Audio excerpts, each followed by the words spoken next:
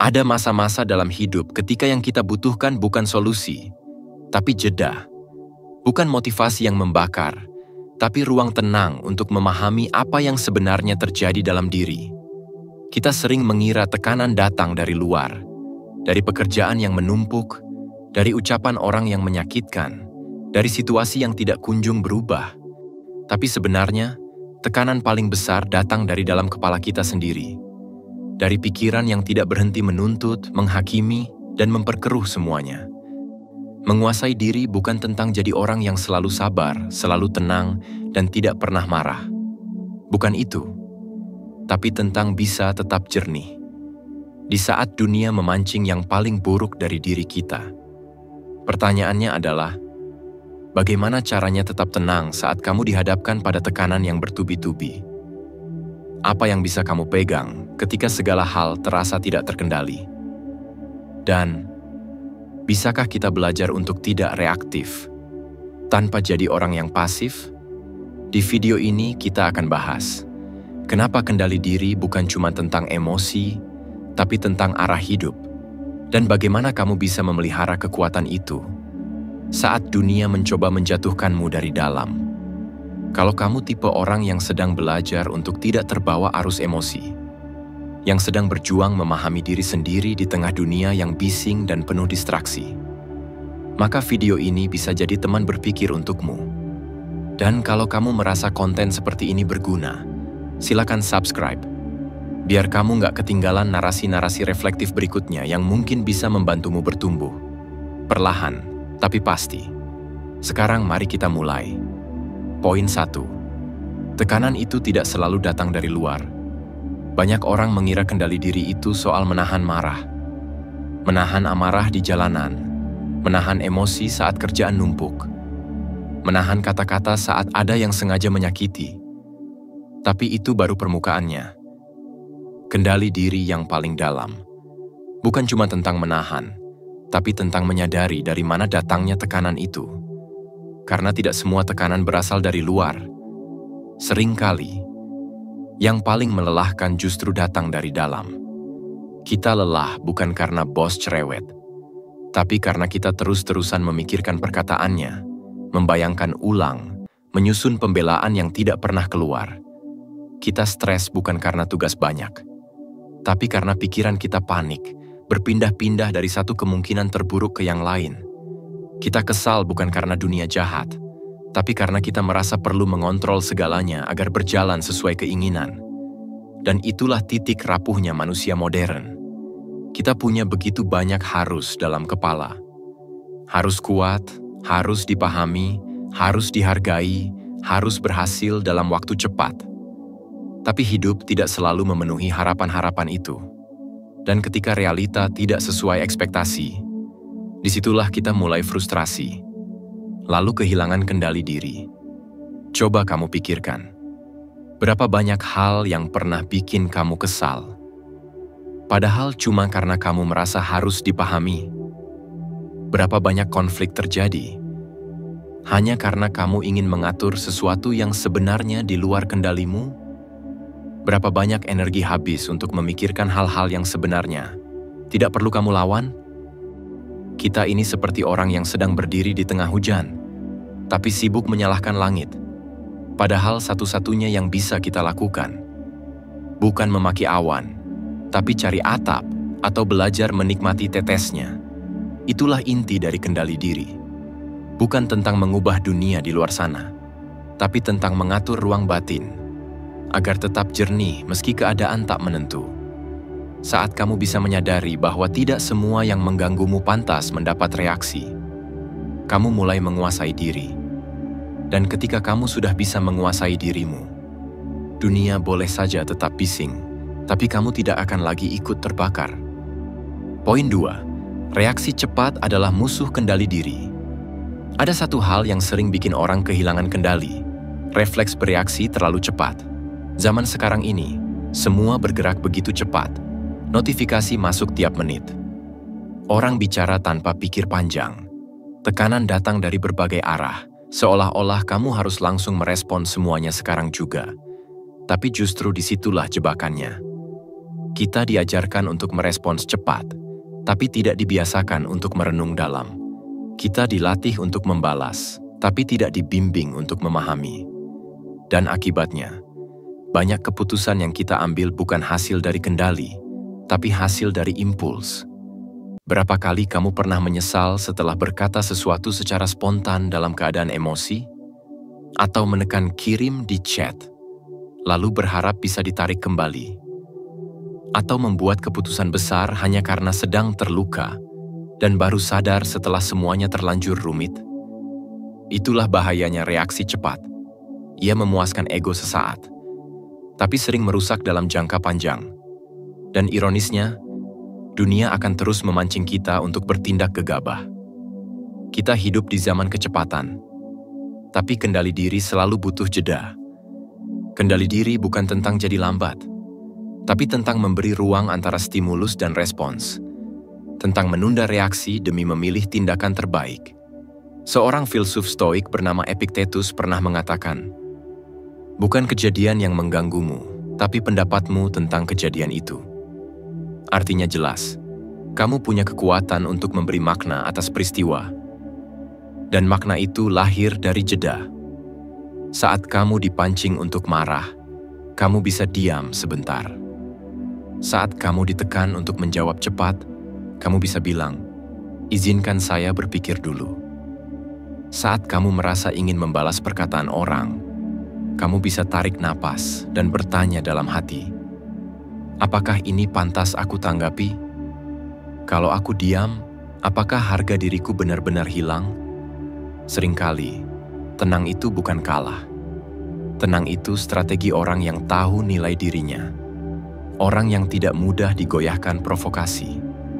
Orang yang tahu bahwa tidak semua medan layak untuk turun bertarung. Menguasai diri berarti berani untuk tidak langsung membalas. Berani untuk membiarkan sesuatu lewat, tanpa merasa harus memenangkan semuanya. Dan di dunia yang suka berebut validasi dan respon cepat, justru ketenanganmu bisa jadi kekuatan yang menakutkan bagi mereka yang tidak punya kedalaman. Poin 3. Jangan biarkan energi dunia mengacaukan batinmu.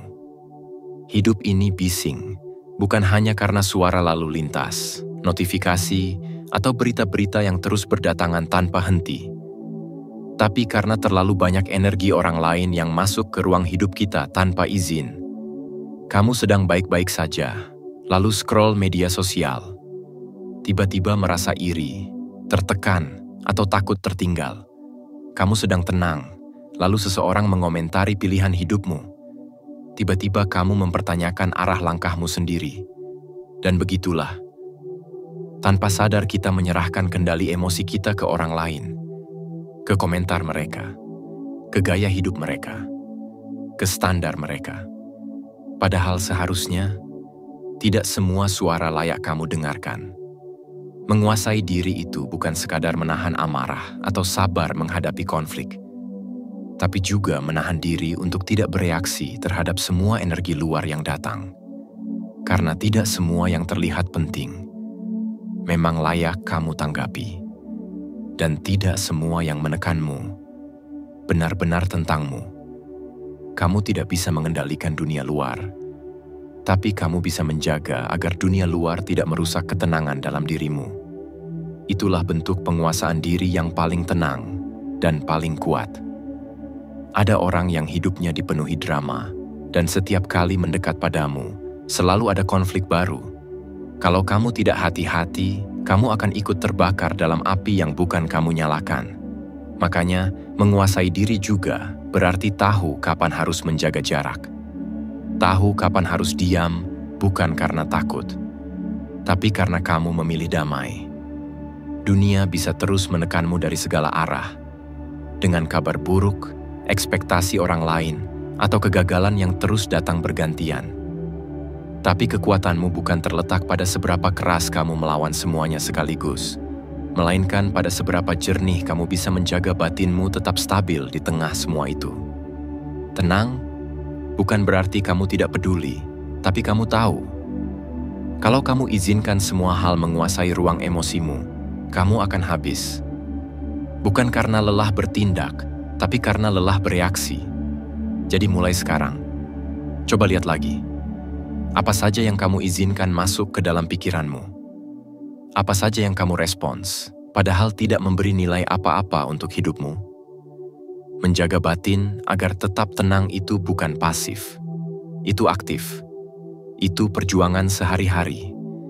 Melawan distraksi, emosi, dan godaan untuk menyamakan diri dengan dunia. Kamu tidak harus selalu ikut panas ketika dunia sedang terbakar. Kadang kekuatanmu justru ada pada kemampuan untuk tetap menjadi air, yang dingin, yang menenangkan, dan yang membuat orang bertanya, "Kenapa kamu tidak ikut hancur?" Jawabannya sederhana. Karena kamu sudah belajar satu hal yang orang lain lupakan, menguasai diri. Poin 4. Tenang itu bukan lemah, tapi tanda kekuatan dalam. Kamu mungkin pernah dengar kalimat ini, diam itu emas. Tapi di dunia sekarang, banyak yang menganggap diam itu kalah. Tenang itu tanda tak mampu melawan.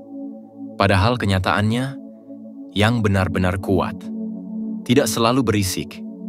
Kita hidup di era di mana suara paling keras dianggap paling benar. Yang cepat marah dianggap punya pendirian. Yang banyak bicara disangka paling paham. Dan yang tenang seringkali diremehkan. Tapi mari kita jujur tanya ke dalam diri sendiri. Apakah benar kekuatan itu diukur dari seberapa keras kita bersuara? Atau dari seberapa dalam kita bisa menahan diri saat sedang diuji? Orang yang kuat bukan yang mudah meledak ketika emosi disentuh, tapi yang bisa tetap jernih saat harga dirinya dipertaruhkan. Bukan karena dia takut, tapi karena dia tahu tidak semua hal layak direspons dengan energi yang mahal. Tenang bukan berarti kamu tak punya emosi. Justru tenang berarti kamu sudah berdamai dengan emosimu sendiri. Kamu tahu emosi itu hadir, tapi kamu tidak membiarkannya mengambil alih kendali. Banyak orang terlihat kuat dari luar, tapi dalamnya rapuh, mudah terpancing, mudah tersinggung, mudah dipatahkan. Ketenangan yang kamu punya bukan untuk membuatmu terlihat dingin, tapi untuk menunjukkan bahwa kamu tidak bisa dikendalikan oleh orang lain. Di saat dunia menekanmu, memojokkanmu, memaksamu untuk bereaksi, tenangmu jadi bukti. Kamu tidak butuh pengakuan untuk merasa utuh. Kamu tidak butuh validasi untuk merasa berarti. Tenang adalah bentuk kedewasaan. Saat kamu tidak lagi hidup untuk membuktikan sesuatu ke semua orang, karena kamu sadar, kalau kamu habiskan hidup hanya untuk menjelaskan dirimu, kamu tidak akan pernah benar-benar tenang. Orang-orang yang memakimu, mencibirmu, atau merendahkanmu, mereka sedang membawa masalahnya sendiri. Dan jika kamu biarkan itu masuk ke kepalamu, kamu sedang memikul beban yang bukan milikmu. Tenang bukan berarti kamu diam karena tidak tahu harus berbuat apa, tapi karena kamu sudah tahu. Tidak semua hal perlu dibuktikan sekarang juga. Kamu tahu waktumu datang, dan saat waktunya tiba, kamu akan bertindak bukan karena panik, tapi karena sadar bahwa kamu sudah menguasai satu hal yang paling sulit dalam hidup ini, diri sendiri. Poin 5. Ketika orang lain memancing emosimu, tapi kamu tidak memberi umpan, kadang bukan dunia yang benar-benar menekanmu, tapi manusia di dalamnya. Orang yang sengaja memancing, yang bicara tanpa pertimbangan, yang menguji kesabaranmu lewat sikap, nada suara, atau komentar yang menyentil batin. Dan kamu tahu itu. Kamu tahu mereka sedang mencoba menyulut api dalam dirimu. Karena mereka sendiri sudah terbakar dan ingin menyeret orang lain ke dalam kobaran yang sama. Tapi kamu diam. Bukan karena kamu kalah. Justru karena kamu sudah menang atas dirimu sendiri. Menguasai diri bukan berarti kamu tidak punya perasaan. Kamu bisa saja marah, bisa saja tersinggung, bisa saja ingin membalas, tapi kamu memilih untuk tidak bereaksi secara impulsif. Kamu memberi jeda antara stimulus dan respons. Dan disitulah letak kekuatannya. Karena yang paling kuat bukan orang yang paling keras suaranya, tapi orang yang tetap bisa tenang, bahkan saat harga dirinya disentuh. Coba pikirkan ini. Seberapa sering kamu menyesal setelah marah? Seberapa sering kamu merasa, aku seharusnya bisa lebih tenang tadi? Penyesalan seperti itu datang bukan karena kamu salah paham, tapi karena kamu tahu, kamu kehilangan kendali atas dirimu sendiri. Menguasai diri itu seni. Seni memilih diam ketika amarah bisa merusak relasi. Seni menatap mata orang yang menyerangmu, tanpa kehilangan martabatmu sendiri. Seni melangkah pergi tanpa rasa kalah, karena kamu tahu, pertempuran ini tidak layak untuk jiwaku. Kebanyakan orang percaya bahwa pembalasan adalah bentuk kekuatan, padahal justru mengendalikan diri saat bisa membalas, itulah kekuatan sejati. Karena ketika kamu membalas, kamu hanya meniru mereka. Tapi ketika kamu tetap tenang, kamu menetapkan standar yang lebih tinggi. Di dunia yang penuh ego dan reaksi cepat, orang yang mampu berpikir 2 kali sebelum bicara adalah langka. Dan orang yang bisa menyaring emosinya sebelum bertindak adalah sosok yang akan terus dicari, dihormati, dan dikenang. Jadi saat seseorang menguji kesabaranmu, cobalah tanya pada diri sendiri, apakah reaksi ini akan membawa kedamaian atau justru menambah kerusakan? Dan kalau jawabannya adalah luka, maka jangan diberi jalan. Karena kamu tidak hidup untuk membuktikan apapun kepada orang yang tidak mengenal hatimu. Kamu hidup untuk menjaga batinmu tetap bersih, tetap jernih, di tengah dunia yang gemar mengacau. Dan itu adalah bentuk tertinggi dari kekuatan manusia. Poin 6. Melatih ketenangan. Disiplin sunyi yang tidak pernah tertulis. Ketenangan bukan bakat bawaan. Ia bukan sesuatu yang hanya dimiliki segelintir orang yang terlahir sabar atau tenang sejak kecil. Ketenangan itu dilatih hari demi hari, lewat hal-hal kecil yang justru tidak dianggap penting oleh banyak orang. Kamu melatihnya saat memilih diam daripada membalas pesan dengan nada marah. Kamu melatihnya saat duduk sendirian, memerhatikan napasmu, bukannya terus menenggelamkan diri dalam layar demi layar pelarian. Kamu melatihnya saat tidak buru-buru menyela, tapi memberi ruang untuk benar-benar mendengar. Dan latihan seperti itu tidak terlihat oleh siapa-siapa, tidak diberi tepuk tangan, tidak dipuji. Tapi justru dari situlah muncul kekuatan sejati.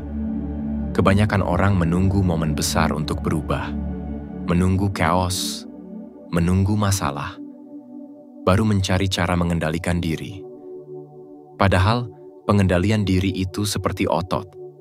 Ia dibangun dari kebiasaan kecil yang dilakukan terus-menerus.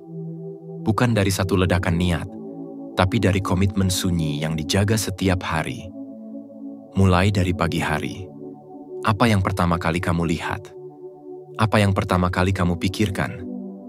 Apakah kamu mengisi pagi dengan kesadaran atau dengan kekacauan? Rutinitas kecil, seperti merapikan tempat tidur, menyeduh teh dengan tenang, atau menulis 1 kalimat syukur.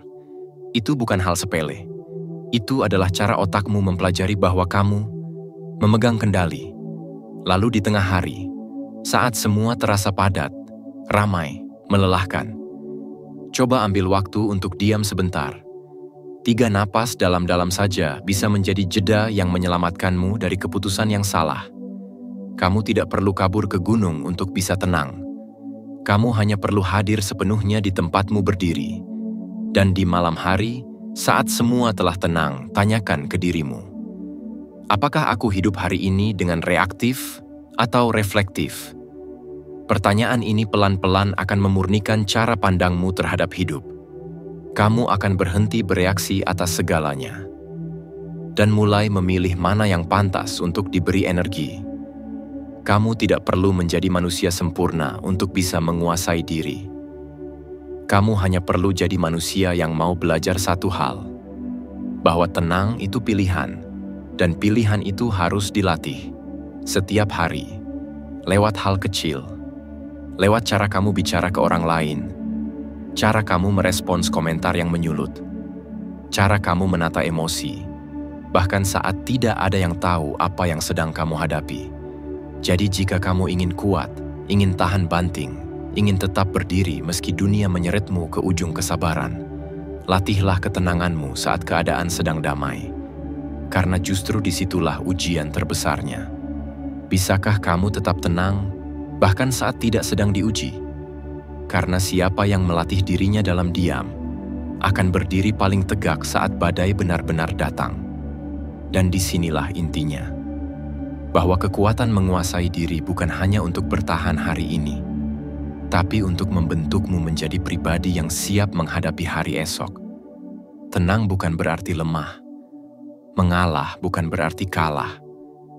Justru di balik sikap yang tampak sunyi itu, ada seseorang yang sedang membangun kendali penuh atas hidupnya.